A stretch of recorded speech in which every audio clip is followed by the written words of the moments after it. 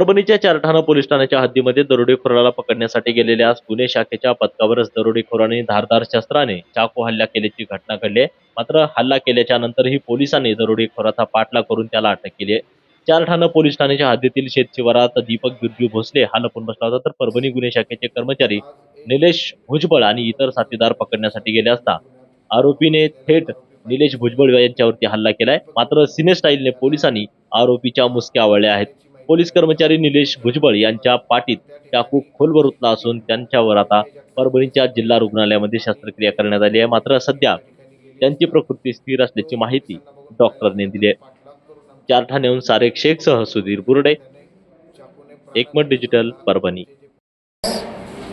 आज एक दरोडा, जबरी चोरी, घरफोडीसारख्या गंभीर गुन्ह्यात हवा असलेला आरोपी, पाहिजे असलेला आरोपी दीपक बिरजू भोसले याला आल्याची माहिती मिळाली चारठाण्याजवळच्या पिंपरी शिवारात. तर त्या ठिकाणी आमची team API Jagtap, PSI Pariyar आणि निलेश भुजबळ व इतर टीम त्या ठिकाणी गेली असता तो पोलिसांना बघून पळायला लागला. त्याला पाठलाग करून आमच्या निलेश भुजबळ यांनी पकडल्याबरोबर त्याने चाकूने प्राणघातक हल्ला आमचे जे पोलीस अंमलदार आहेत निलेश भुजबळ यांच्यावर चढवला. त्याने चाकूने, तोही अतिशय दात्र्याचा चाकू, हा त्यांना खुपसला.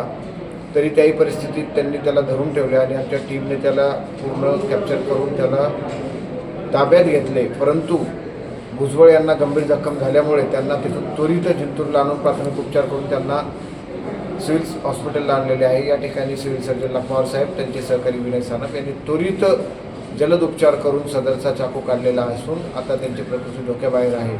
सदरचा आरोपी हा अत्यंत अट्टल गुन्हेगार आहे. तर त्याच्या शोधात आमची पोलीस गेलेली होती आणि त्याला ताब्यात घेण्यात देखील यश मिळालेलं आहे. त्याबद्दल गुन्हा दाखल करण्याची प्रक्रिया चारठाणा पोलीस स्टेशनला चालू आहे.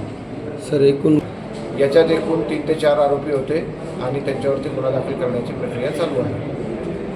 पाथरी पोलीस स्टेशनलाही हा आरोपी पाहिजे होता आणि इतरही गुन्ह्यांमध्ये, इतर आपल्या मालमत्तेच्या गुन्ह्यामध्ये जिल्ह्यातील त्याचा सहभाग निष्पन्न झालेला आहे.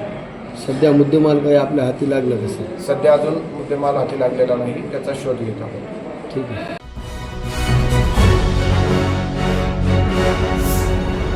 Thanks for watching Ekmat Digital.